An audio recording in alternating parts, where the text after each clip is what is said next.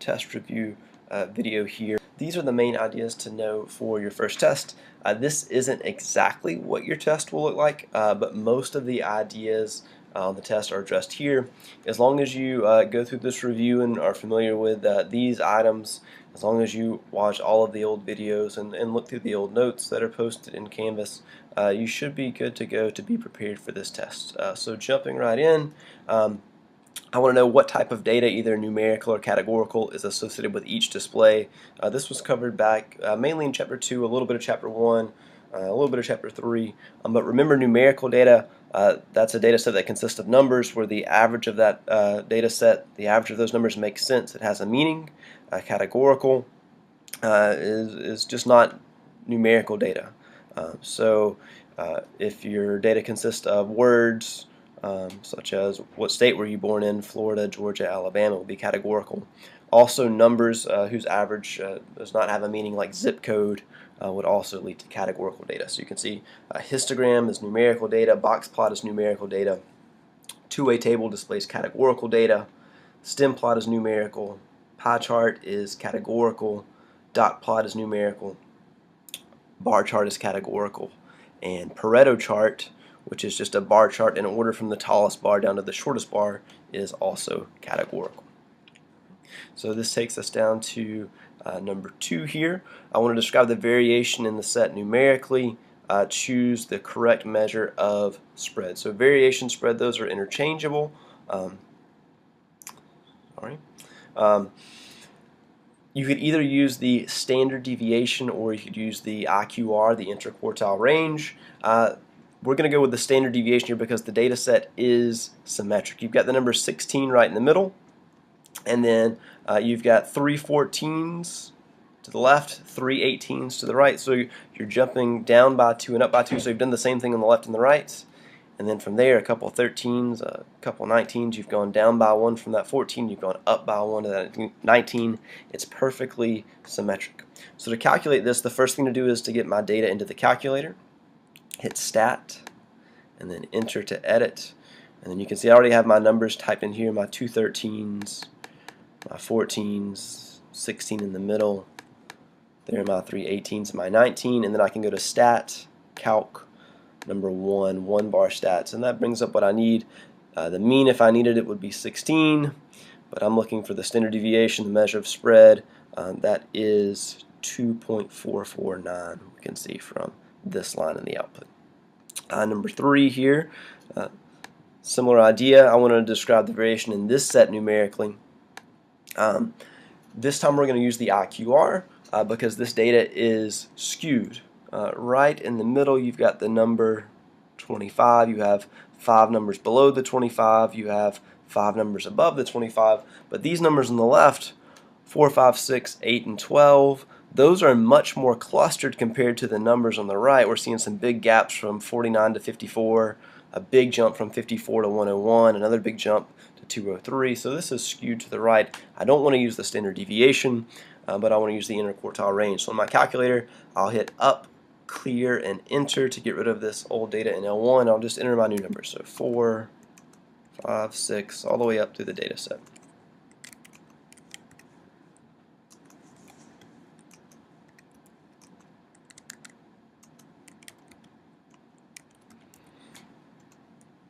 And now that they're all in, I can go to Stat, Calc, number 1 once again.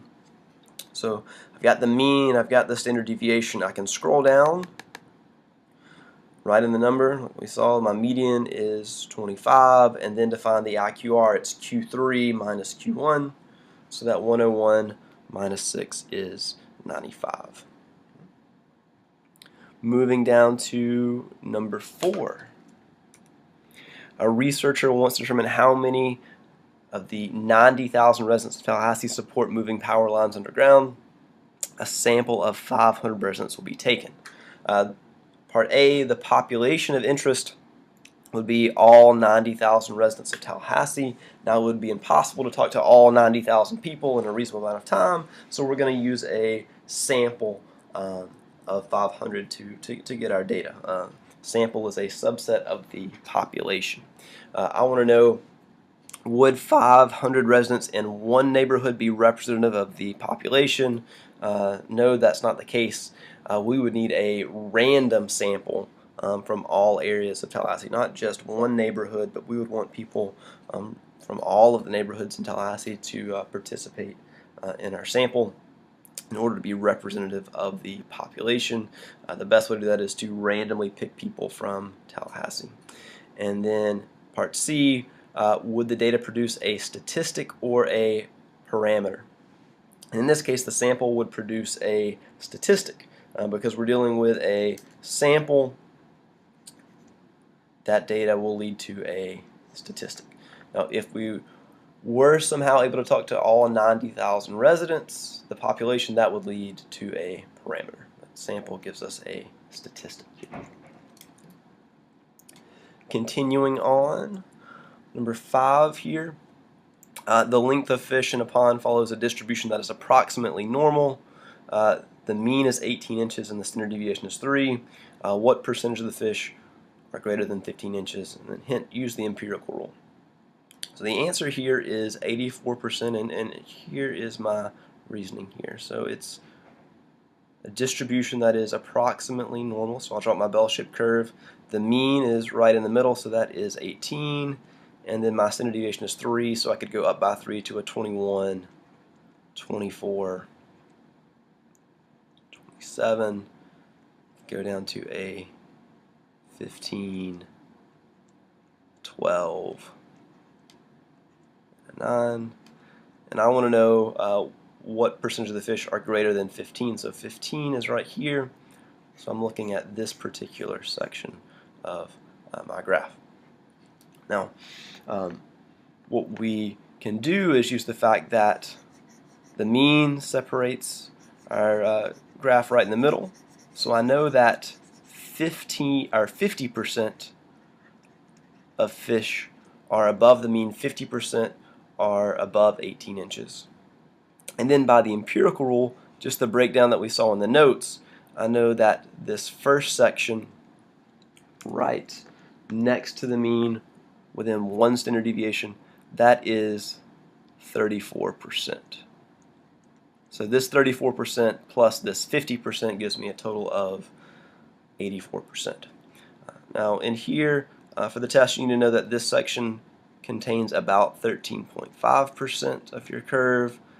This section is about 2.35% of your curve, and this small section in the tail is about 0.15%. Knowing all of these will be helpful for your upcoming test. Number 6, z-scores are directly related to the empirical rule, to the normal distribution, to what we saw in Chapter 3. It says the length of fish in a pond follows a distribution that is approximately normal. Once again, the mean is 18, the standard deviation is 3.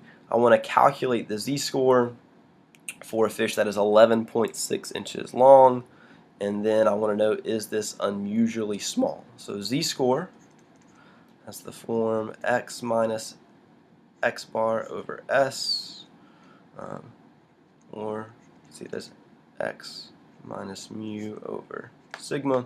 So x is your data piece. We have a fish that is 11.6 inches long. I can take away the mean, which is 18, and then divide by the standard deviation, which is 3. So as you can see from my notes, if you do the 11.6 minus 18, you get a negative 6.4, and then negative 6.4 on the top divided by 3 gives me a negative 2.13. Remember, the z-score is something you can't type in all at once on your calculator. You've got to go piece by piece. And so now, because the z-score is a negative 2.13, it is unusual. Once your value is 2 or more standard deviations either above or below the mean, then you have an unusual value. Because this is a negative 2, this fish is negative 2.13 standard deviations below the mean, and that makes it unusual, all because of this negative 2 out front. So a negative 2 there, a negative 3, a positive 2, a positive 3, a positive 4, those would lead to unusual values. When you have a smaller z-score, it's not as unusual. Continuing on to number 7 here. This box plot below shows the age of Academy Award winners for Best Actress from 1985 to 2012. On part A, I want to give the 5-number summary for this data. So that's the min, Q1, the median, Q3, and the max. So the minimum is where your whisker starts. So it's right above 20, so I said it's about 21. Q3 is where that whisker ends and this box begins. It's just below 30, so I said 29. The median is in the middle where the boxes meet, just below 35, so I said 34. Here's Q3. I said this was 42.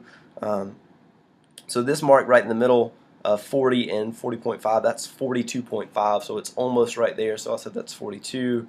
And then the max is the highest value. Usually it is where your whisker ends, but I have this mark up here marked as an outlier, so that is actually my maximum value in the data set. There is one person at the age of 80, which is an outlier, and we'll get to that in part D.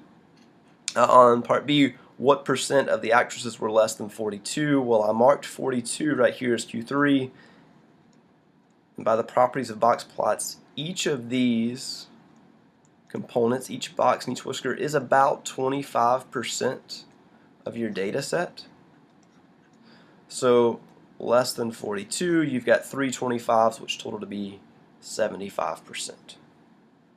For the IQR, that's Q3 minus Q1, so we could say 42 minus 29, that's 13, using my numbers from up above. And that tells me where the middle 50% of your data pieces are, so from here to here, 25 and 25, that's a total of 50%.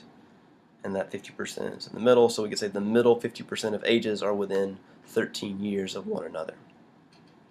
And final question here, calculate the fences for outliers. The lower fence, what would give you lower outliers, is calculated from Q1 minus 1.5 times the IQR. So Q1 is 29 minus 1.5 times 13, that gives me 9.5. So any value 9.5 and below, that would be an outlier. There were no ages that low, so there were no lower outliers. And then the upper fence is calculated from Q3 plus 1.5 times the IQR.